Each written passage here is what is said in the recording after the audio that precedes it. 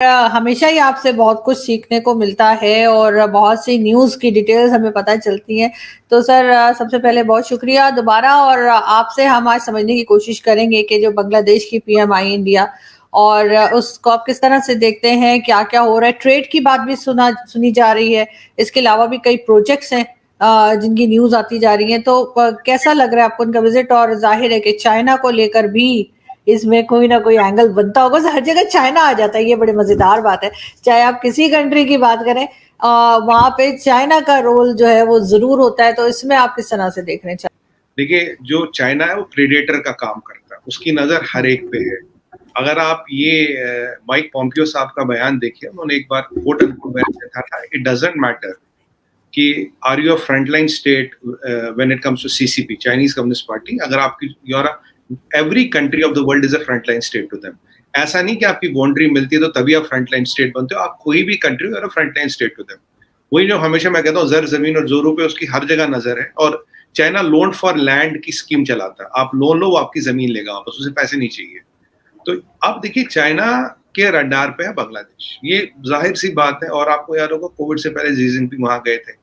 यहाँ दो चार चीजें हैं जो हम इंपॉर्टेंट समझेंगे। देखिए, जी जिनपिंग वहां गए थे, उन्होंने उनको बे ऑफ बंगाल में एक पोर्ट मांगा था। जो उनका कॉन्सेप्ट है स्ट्रिंग ऑफ पर्ल्स, जो इंडिया को घेरने का जो हिसाब किताब वो कर रहे थे। हमने डायमंड ऑफ नेकलेस बनाया, नेकलेस ऑफ डायमंड, उसको हमने तोड़ दिया, उससे बेटर कर दिया। बट वो गए थे वो पोर्ट मांगने। अब शेख हसीना जी ने वो पोर्ट तो मना कर दिया, पहले हाँ बोला, फिर अंत में मना कर दिया। और पीछे आपने देखा होगा 5-6 महीने पहले एकदम हमें चिटागोंग पोर्ट दे दिया। चिटागोंग पोर्ट से पहले हम अपने आसाम जो स्टेट है वहां से हम एक रोड बनाया, हमने रेलिंग बनाया, ताकि वो जो हमारा नॉर्थ ईस्ट का हिस्सा, उससे चिटागोंग का एक्सेस मिले। चिटागोंग से वो सीधा सीधा समुद्र से बाहर निकलते, राइट।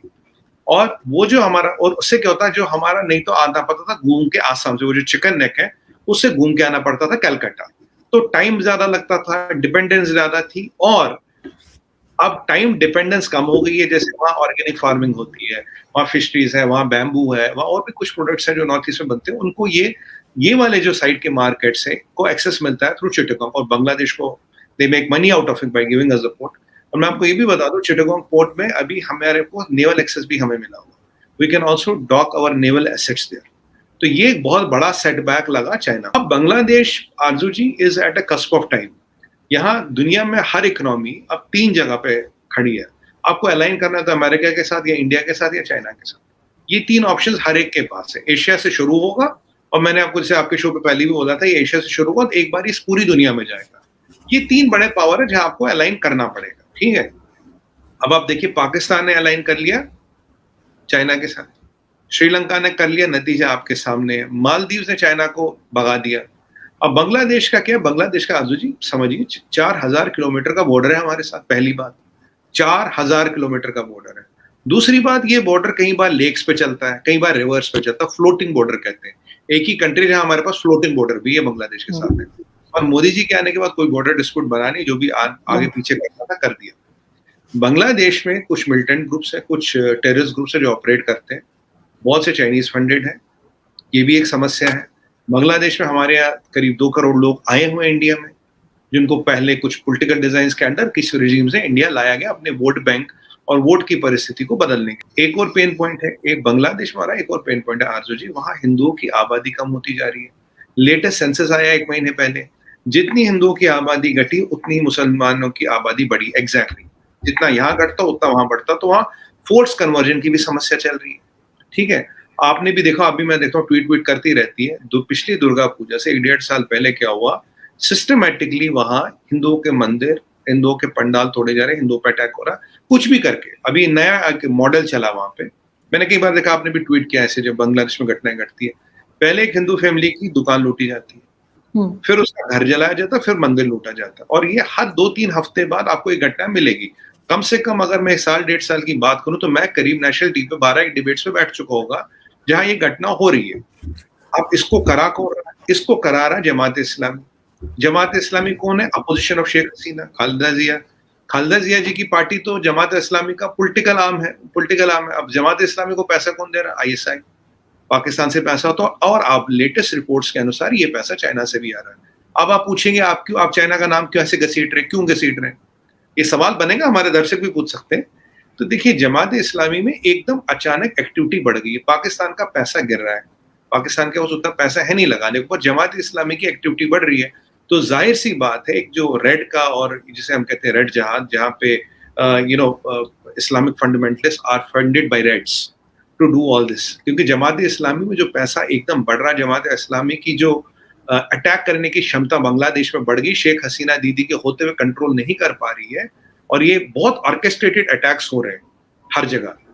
तो इसका मतलब है कि कहीं ना कहीं उनके पास पैसा आ रहा है। पॉलिटिक्स ये है आरजू जी कि वो क्या चाहते हैं, वो चाहते हैं कि शेख हसीना की इंडिया से टाइप खराब हो जाए, हिंदू को हिट करोगे इंडिया में आक्रोश आएगा, इंडिया में आक्रोश आएगा, इंडिया की जो मेजॉरिटी पॉपुलेशन अगेंस्ट होगी, तो जो कॉपरेशन चल रहा है हम दोनों के बीच वो रुक जाएगा, कॉपरेशन रुक जाएगा, तो Sheikh Hasina will lose ground, will lose face, that will pave the way for Khaleda Zia to come into the power.